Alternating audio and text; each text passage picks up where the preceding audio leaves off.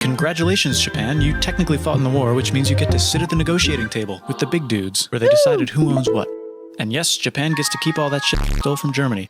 You also get to join the post-war mega-alliance, the League of Nations. Why does this sound so much like a villain group? Whose mission statement is to try not to take over the world. Oh, I guess that's why, because they try to not take over the world, but I guess I can actually want to take over the world. Hi YouTube, welcome back at How. My name is Cypress, and today we will be watching another billwurtz video. This one is History of Japan. Japan is an island by the sea filled with volcanoes, and it's beautiful. In the year -1 billion, Japan might not have been here. In the year -1 billion? -40,000, it was here, and you could walk to it, and some people walked to it. Then it got warmer, some icebergs melted, it became an island, and now there's It's interesting, it was connected. I mean, interesting to see how connected it was. lots of trees, because it's warmer. So now there's people on the island. They're basically sort of hanging out in between the mountains, eating nuts off trees, and using the latest technology, like stones and bowls. Ding dong, it's the outside world, and they have technology from the future, like really good metal and crazy rice farms. Now you can make a lot of rice really, really quickly. That means if you own the farm, you own a lot of food, which is something everybody needs to survive. So that makes you king. Rice farming and rice kingdoms spread across the land, all the way to here. The most important kingdoms were here, here, here, here, here, here, and here. Ki, chi, kushi, itsumo, ikibi, yamato, koshi, and kanu. This one was the most important, ruled by a heavenly super person, or emperor for short.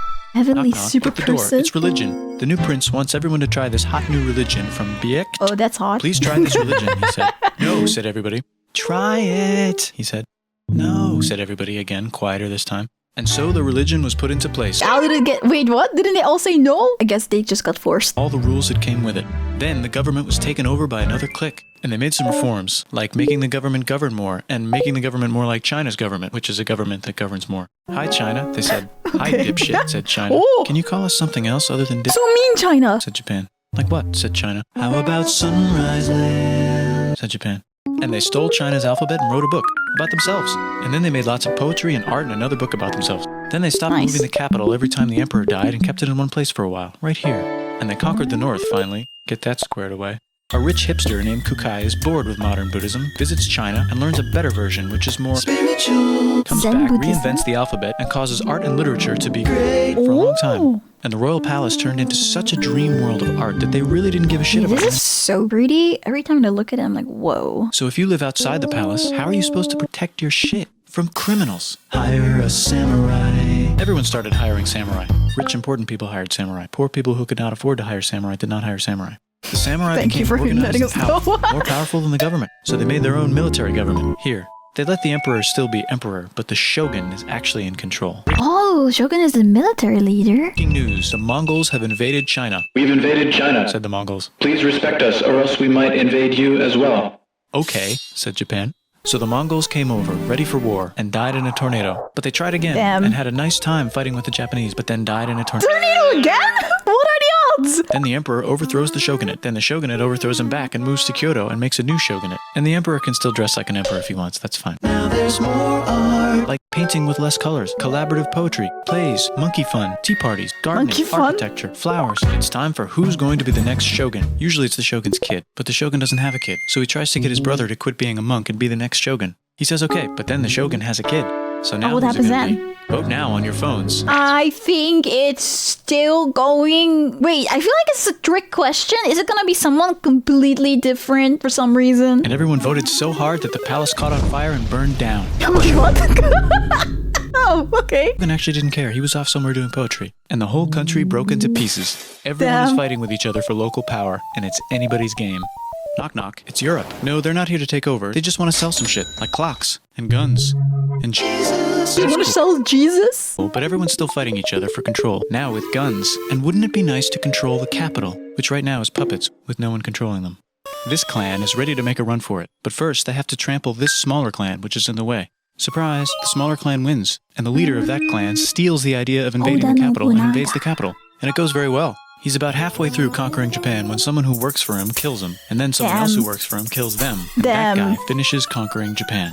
And then he confiscated everybody's swords. Rules, no having a sword. Oregon, no climbing the social ladder. Pay taxes. Damn you! Taxes, no! Now I'm going to invade Korea, and then hopefully China, he said, and failed, and also died. But before he died, he told these 5 guys to take care of his 5-year-old son until he's old enough to be the next ruler of Japan. And the five guys said, yeah, right. It's not going to be this kid. Yeah, I thought so. I knew it. They will never just listen to that and be like, okay, yeah, sure. If they have an opportunity like this. Of us, because we're grown-ups. And it's probably going to be this guy, who happens to be way more rich and powerful than the others.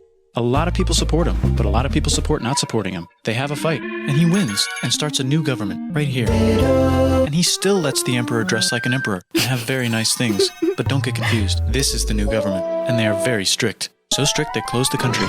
No one can leave, and no one can come in. Except for the Dutch, if they want to buy and sell shit, but they have to do it right here. Now that the entire country was not at war with itself, the population increased a lot. Business increased, schools were built, roads were built, everyone learned to read, books were published, there was poetry, plays, sexy time, Dutch studies. People started to study European science from books they bought from the Dutch. We're talking geography, skeletons, physics, chemistry, astronomy, and maybe even electricity. Over time, the economic and cultural prosperity began to gradually slow down. Knock, What's knock. that?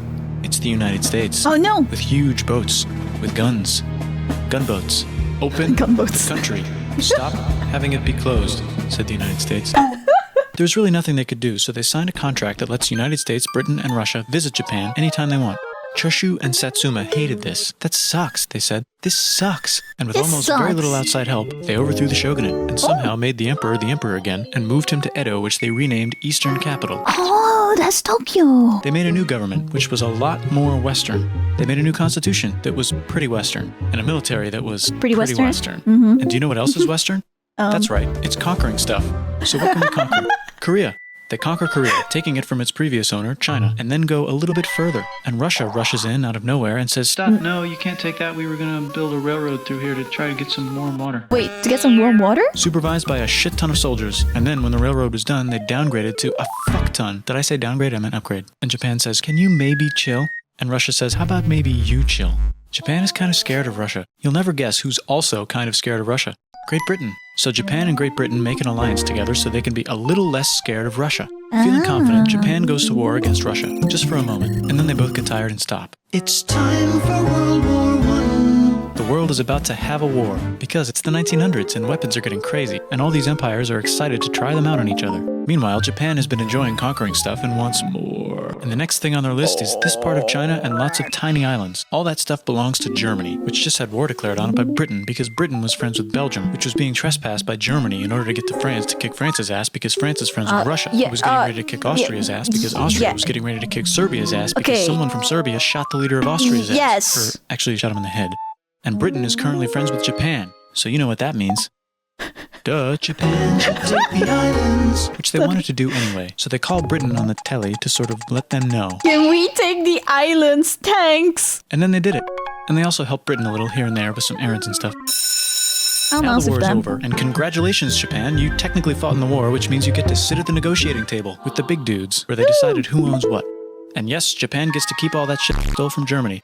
You also get to join the post-war mega alliance, the League of Nations. Why does this sound so much like a villain group? Whose mission statement is to try not to take over the world. Oh, I guess that's why, because they try to not take over the world, but I guess I can actually want to take over the world. Great Depression is bad, and Japan's economy is now crappy, but the military is doing just fine, and it invades Manchuria. In the League of Nations, it's like, no, don't do that. If you're in the League of Nations, you're not supposed to take over the world. And Japan said, how about I do invade? Yeah. Japan invaded more and more and more and more of China, and was planning to invade the entire East. You've got mail. It's from Germany, the new leader of Germany. He has a cool mustache, and he's trying to take over the world and needs friends. This also got forwarded. I'm interested in taking over the world, and I was wondering if you could be my friend. Imagine if it really meant like that like it's that simple of a message they sent, and then the other was like, okay. Be friends, because they had so much in common. They had so much in common taking over the world. Trying to take over the world needs friends.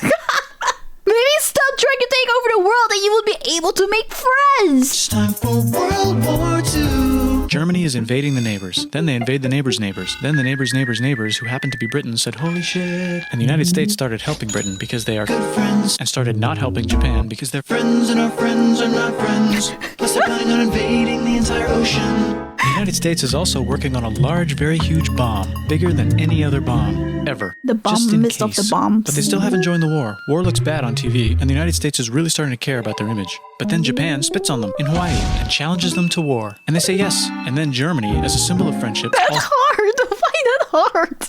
So the United States goes to war in Europe, and they help the gang chase Germany back into Germany. And they also start chasing Japan back into Japan. And they haven't used the bomb yet and are curious to see if it works, so they drop it on Japan. Oh, very curious. God damn it. They actually dropped 2.